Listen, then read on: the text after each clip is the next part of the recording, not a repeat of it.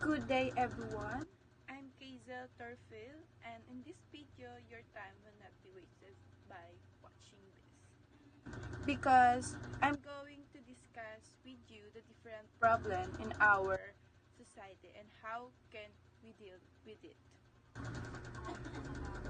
Our learning experience from school can be transferred to bridge the gap between awareness and action. Awareness is the first thing that we can do before the action. It is a way of being prepared on incoming risks or our lives like typhoon and etc. And inaction. Action is a practical step to reduce risk or protect the environment. Environmental awareness and disaster.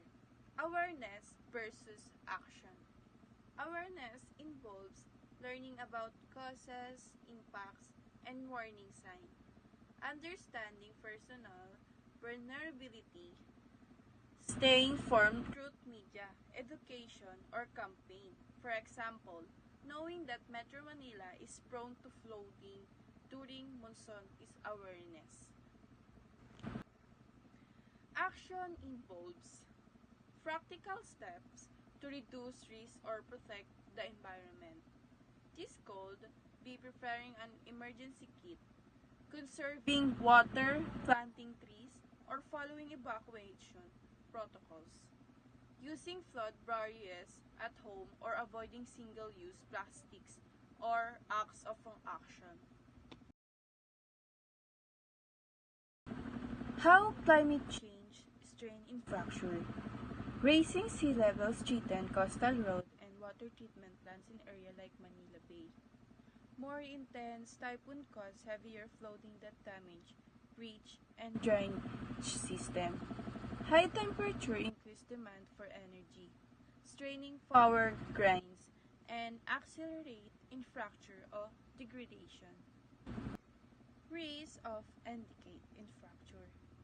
In Metro Manila, outdated drainage system of lead to massive flooding during monsoon or typhoon. During Ondoy in 2009, while poorly constructed buildings are more likely to collapse in earthquakes. This is not only endangers life but also disrupt essential service like healthcare and transportation. Community-based preparedness.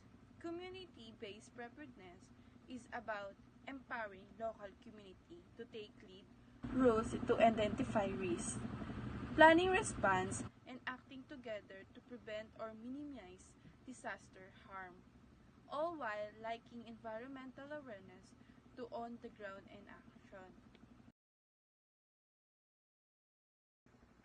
Media's role. The media's role in environmental awareness and disaster preparedness is dual. It informs to public about risks, trends, and action, and influence public opinion and policy by highlighting urgency and holding stakeholders to God accountable. Graft and corruption. First, impact on development. The long-term economic development of a country is severely harmed by widespread fraud and corruption because they distort incentive, undermine institution, and erode public confidence.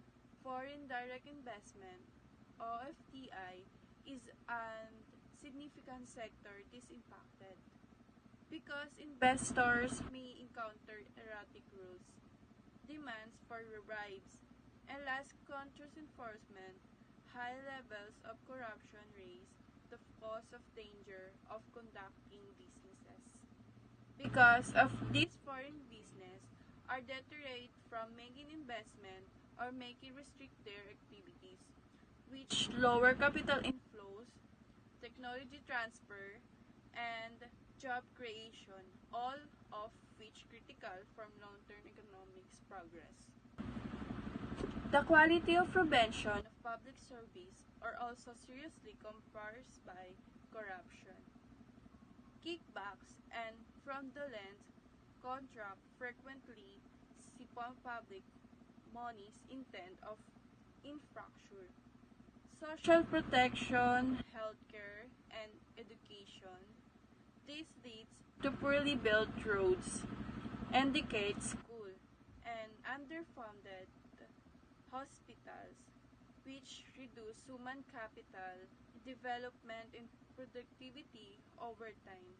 When citizens receive low-quality service despite high taxes or public spending, trust in government decline, further weakening state capacity and governance. Lastly, graft and corruption exacerbate wealth displayed by constrained economic grain of hands of teeny, politically connected elite. Those with political about or access to corrupt network might get lucrative contracts, avoid taxes, or receive preferential treatment, while ordinary citizens face the consequence of limited protects or reduced social mobility. This unequal distribution of wealth not only exacerbates social tension, but is also stifles inclusive growth because significant portion of the population are unable to fully engage contribution to economy. Overall, corruption sets off various cycles that stifle investment, weakness, public service, and entrance of inequity, ultimately spending of countries in long-term development. Systematic versus individual corruption. Individual corruption, often referred to as petty corruption. It involves small-scale abuses of power by public officials for their personal gain. For example, some small kickbacks or informal payment to avoid penalties. This form of corruption usually occurs in the form of service delivery and directly affected to citizens. Even it seems like a small act of corruption, it still affects the poor people who fight fairly in our community. On the other hand, systematic corruption occurs when individuals, corruption, or political elites manipulate laws, policies, and state institutions to their private interests. They reshape and manipulate the rules to make other people think that they are not doing something wrong. Because of this corruption, distinct anti-corruption strategies are required. It includes improving transparent on service delivery, enforcing clear penalties for misconduct, and etc. Third, the anti-corruption toolkit. First, the anti-graft courts. These courts are often seen as the strongest weapon against corruption. They have the power to investigate, try, and punish even high-ranking officials. When they success, they send a message to this type of corrupt that even they have the power, no one can abuse it. However, if the anti-graft court is weak, the actions will be weak also, and slow and denying. Next, the Ombudsman Office. This institution acts as watchdog of government's behavior. They receive complaints, investigate misconduct, and recommend sanctions. They play a crucial role in our community because they expose the corruption that happens across the world. But all they can do is recommend some action, but not enforce it. If there are no prosecutor or courts, their finding may never lead to conviction. 4. Cultural roots. The normalization and permanence of corruption can be greatly influenced by cultural norms and society attitude. particularly in environment when corrupt up of view of commonplace of social acceptable.